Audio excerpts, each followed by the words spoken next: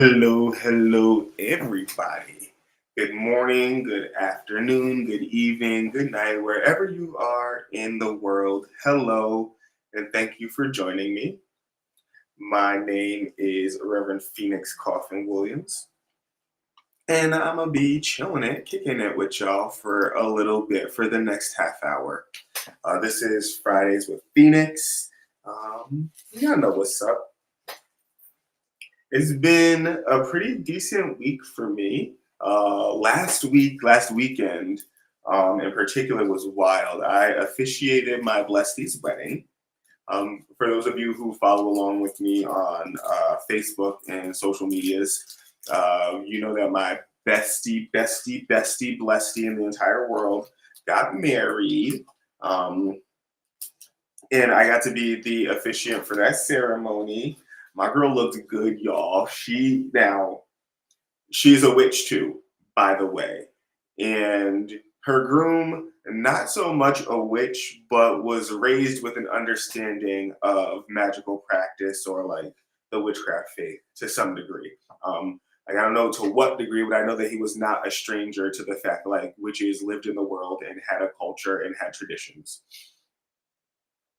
Um, she wore a black wedding dress, y'all. Lace, gorgeous. He dressed up like Assassin's Creed. The whole bridal party was decked out, like fully with swords or some form of knife. It was incredible. They had a foam sword fighting competition for prizes at the reception. The dancing was great. Everybody looked phenomenal. The guests were also encouraged to dress up in like their medieval attire, which was going on with the theme of the wedding, the hand fasting ceremony, and it was a great time. The event was a 3-day event. We had the rehearsal on the day before, which concluded with a delicious brunch at a phenomenal sushi place.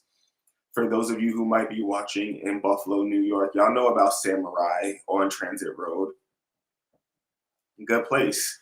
So that was the first part. Then there was the hand fasting ceremony proper, which happened the next day. And so, we got up early, got dressed, got together, took all the pictures, did the ceremony, and had the reception.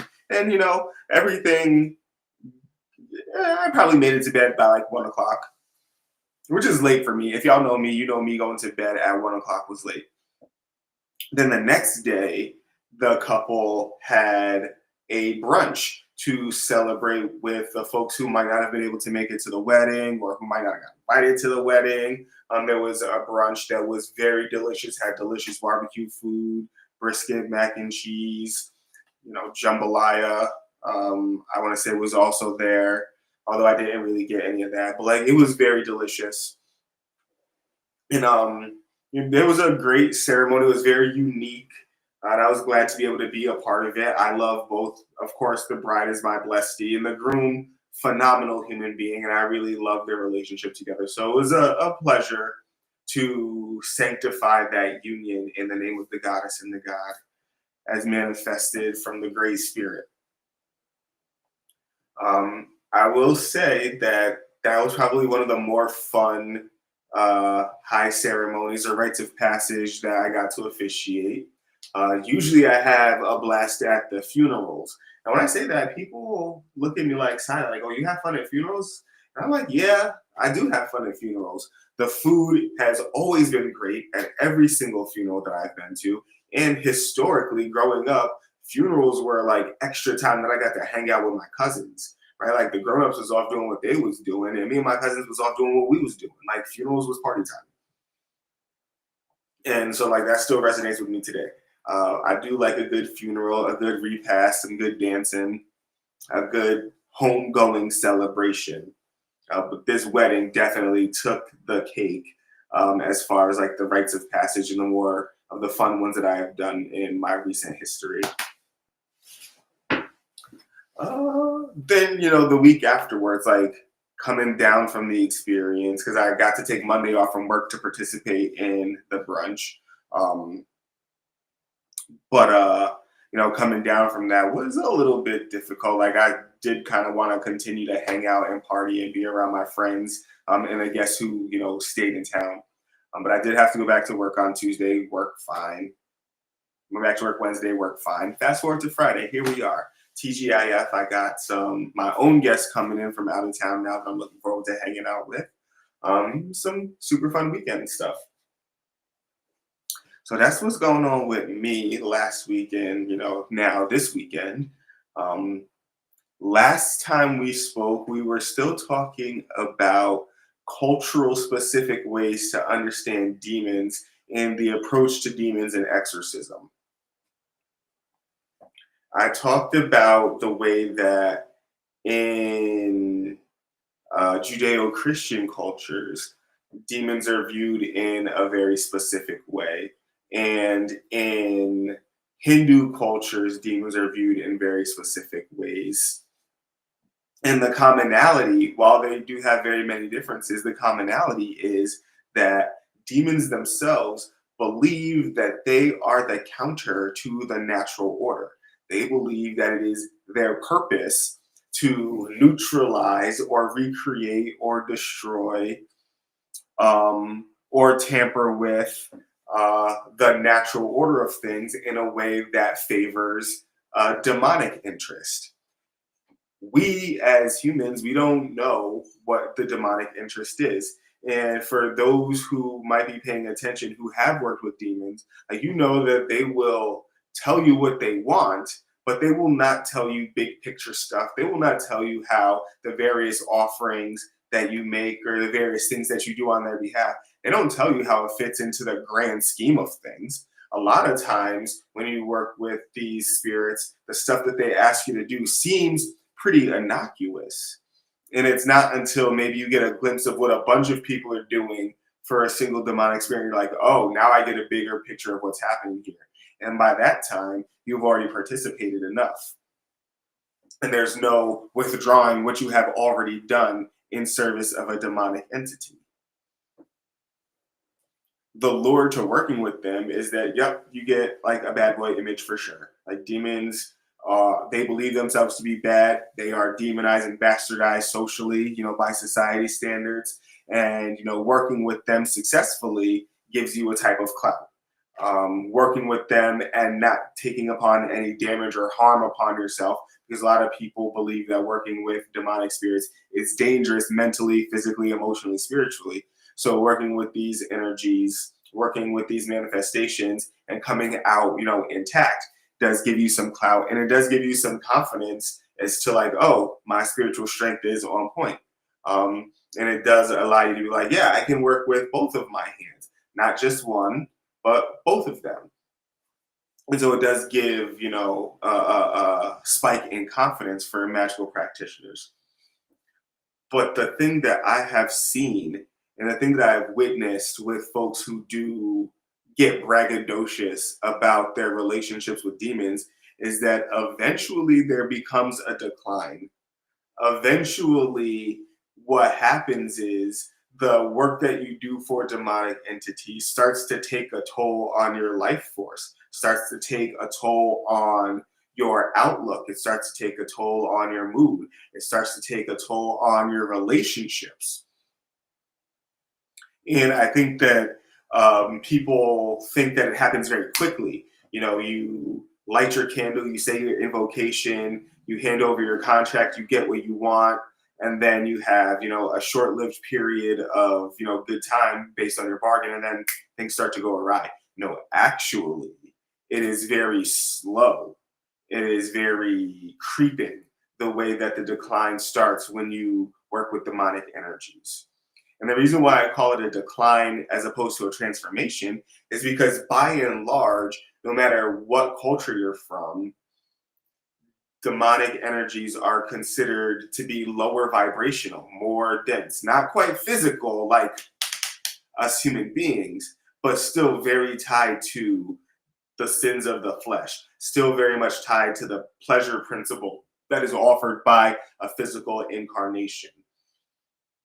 And so, by and large, across cultures, they are considered low vibrational energies. And I say that the change that happens when you make ongoing contact or ongoing service with demonic energies is a decline, because you are lowering your vibration so that you are centered with that energy, with that response, with that kind of reciprocity.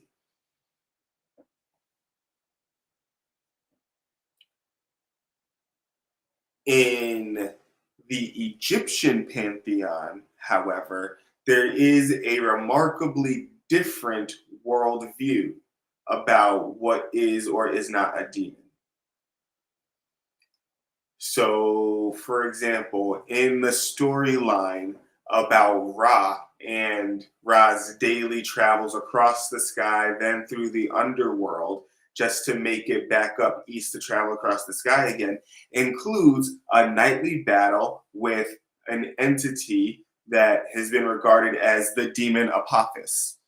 And Ra has to do battle with Apophis every single night.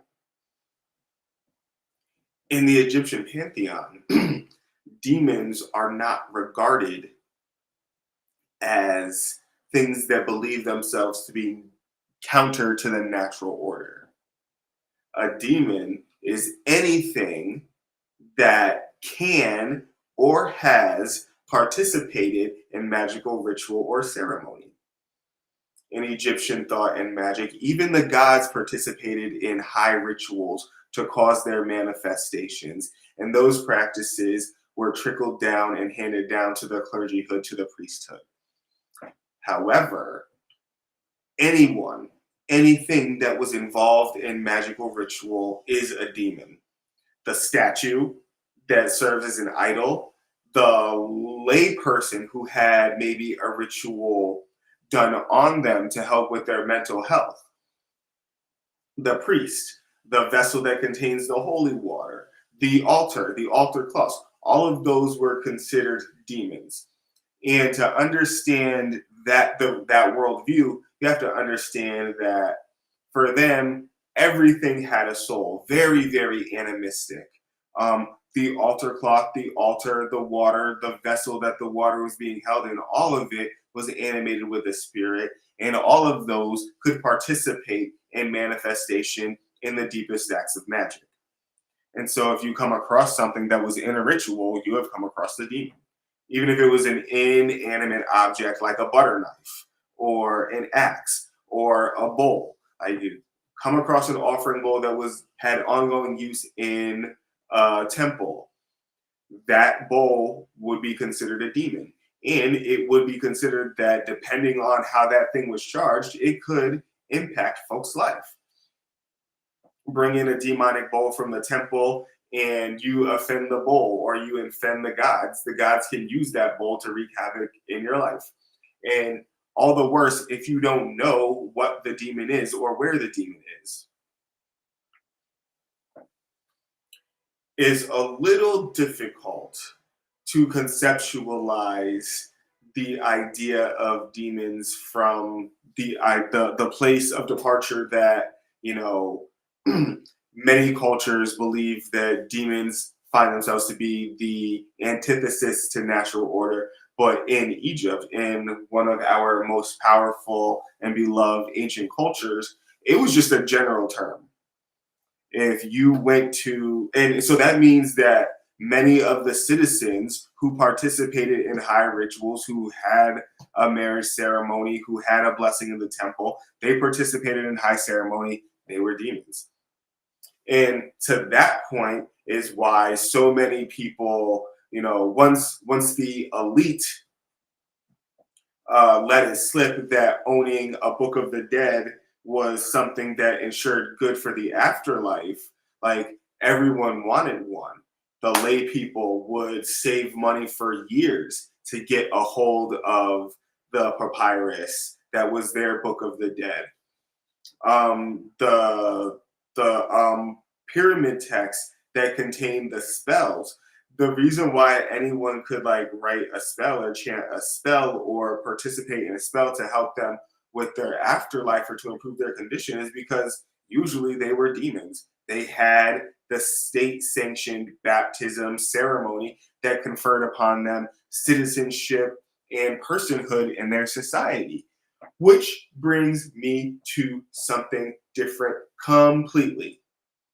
In very, very many cultures, it was the rites of passage that determined your citizenship in the tribe, your personhood in the tribe. And so these rites of passage that were done on everybody really did get the ball rolling on how children, as they entered adulthood, thought about the spirit world and each of our obligations to our ancestors and the spirits of the land that we are living on. One of the things that very many of us, at least in the United States, can't conceptualize is that in our ancestral times, the state supported the religion. In the United States, we have a separation of church and state where Congress and our governing bodies cannot make laws that infringe upon the free practice of religion. But in other places and in time long ago, the kings, the queens, the elite, the noble, the royalty, they were all a part of the religion, and the religion was a part of the state.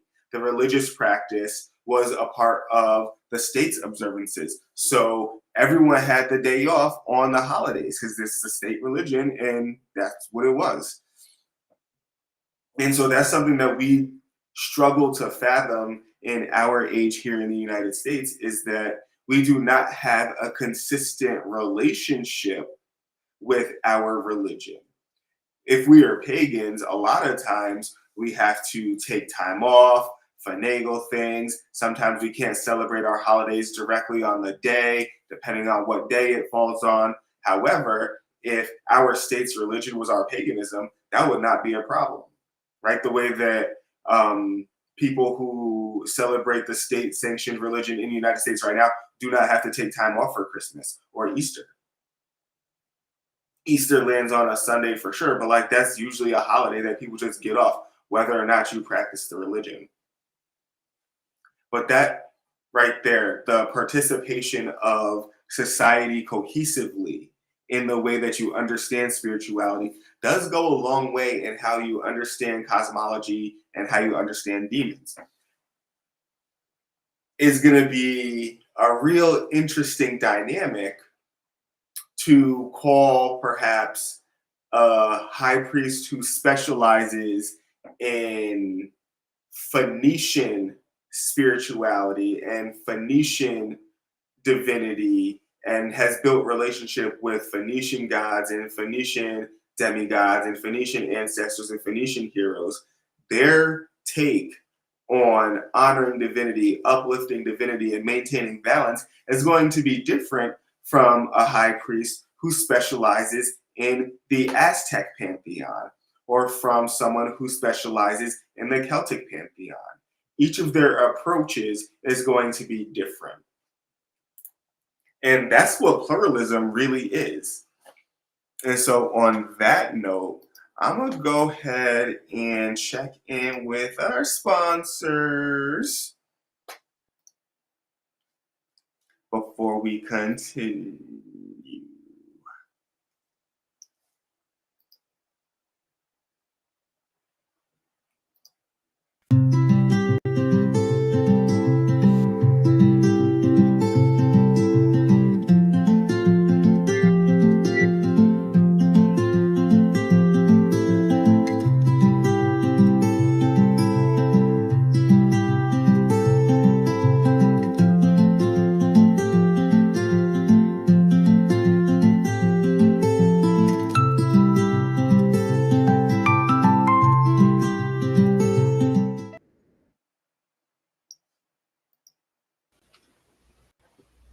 This October, the world of pagan voices comes together in one global gathering, the Pagan World Congress. 5 days, over 100 hours, speakers, rituals, music, and town halls streamed across the world. Join the conversation, shape the future, be part of history. The Pagan World Congress, October 9th through 13th, 2025. Online at paganworld.co.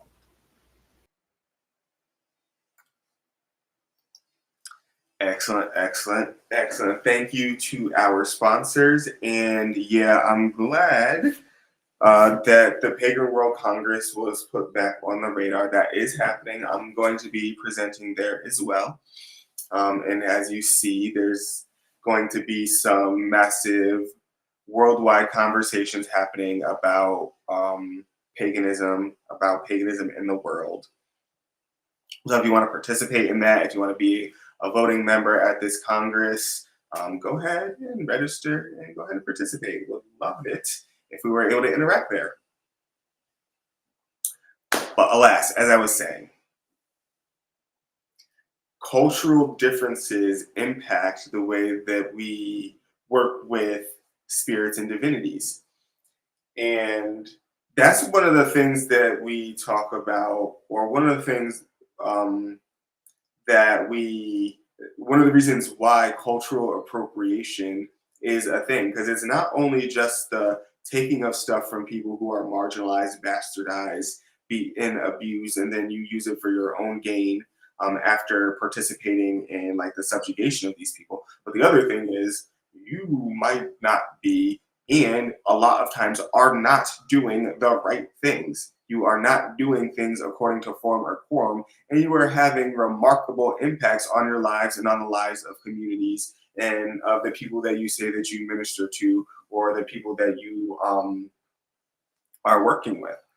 So, for example, if you are not initiated into any system, doing the practices of that system can be damaging to you. You might not understand because of the way that your faith is lined up, but there is a karmic component that, you know, when you practice something that is reserved, that is a closed practice, you practice it. Sure, you can, it's a part of, you know, your personal relationship. That's, you know, the argument or what have you. But then to go off and try to present yourself like an expert, a priest, a priestess, or someone who knows what they're doing without having gotten that initiation, that's where the problem, you know, lies. You know, do all the stuff that you want to do for yourself, fine, take that all upon your own head. But when you brand yourself as something that you're not, that's a real, real big issue. So when it comes to issues related to exorcism, elevating spirits, getting things out of your lives, work with someone who is initiated into a system and has a system that will help them guide their choices, guide their decision making, guide the recommendations that they make. Do not allow people who have gotten their education from Charmed and from Supernatural to dilly dally in your lives and collude with your delusions and take your money for stuff that you don't need to be spending money on. That's what I'll say about that. Continuing into the educational component, the spiritual world is just as vast as our universe. And if you yourself cannot fathom how vast the physical universe is, like the world that you live in, if you have not been so far out of your own neighborhood, out of your own village, out of your own city, state, province, country, if you haven't been outside of these places, you really do not have a way to conceptualize how vast not only our world is, but our solar system, our galaxy, our universe, and all manner of multiverses that likely exist. We do not know what we don't know. And that is still true about the spiritual world and the things in it and their functions. So we go often about labeling things demonic, angelic, evil, good. And it's really just our own projections on the experiencing that we are observing. One of the things that you can do to impact your experience spiritually that will lead you closer to the divinities, because demons are divinities.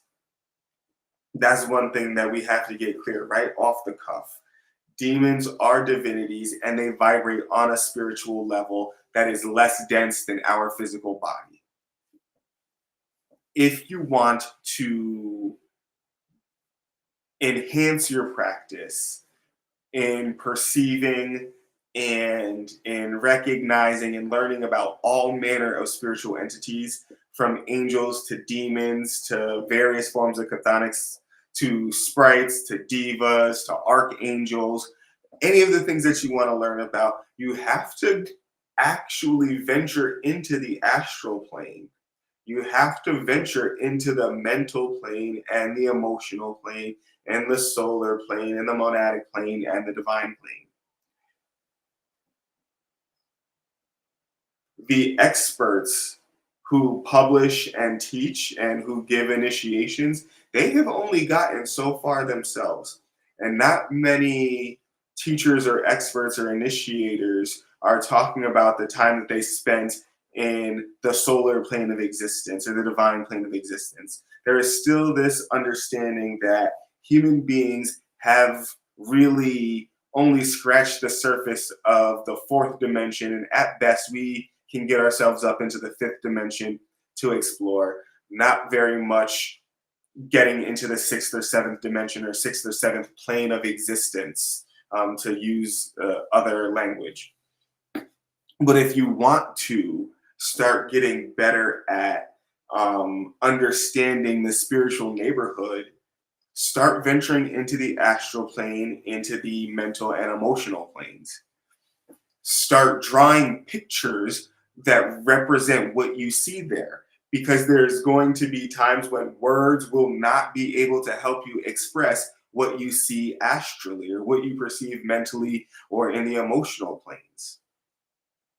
So start to, expand your symbolic base. I came across this book at the public library called The Art of the Occult, a virtual source book for the modern mystic. This book has various imagery and symbols similar to the tarot, which help illuminate various spiritual concepts. Seeing these and learning about these symbols, or learning to decode these spiritual images, is also an activity that helps as an attunement. Seeing these images does act as an attunement for your consciousness and your subconscious.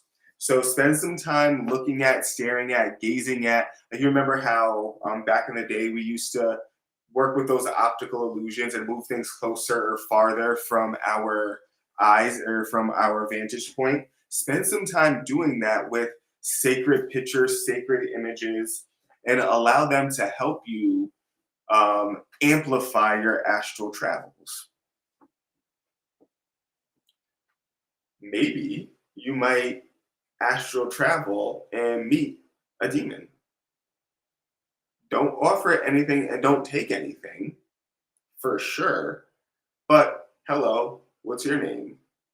My name's a secret. Or give them a secret, or give them like a name that you're okay with them having, that is not a secret name. So like if you've been practicing for a while, you might have a magical name, you might have a secret name, like you might have a dud name, any of these things that you do to like throw off in the magical community. That way, like, it's harder to hit you with magical tech. But yeah, like you out astral travel, you meet some astral critters, as they are sometimes called, in high magic circles, in high magic lodges. Meet a critter, give it a magical name, give it your magical name, or give it a name that you created specifically when you're wandering about in the astral plane, as a strategy to keep your mind legit while you're expanding your consciousness. Hopefully you liked what we talked about today, and you will come back for some more on this ongoing topic. I will be back next week. Until next time, may you blessed be, okay? Bye.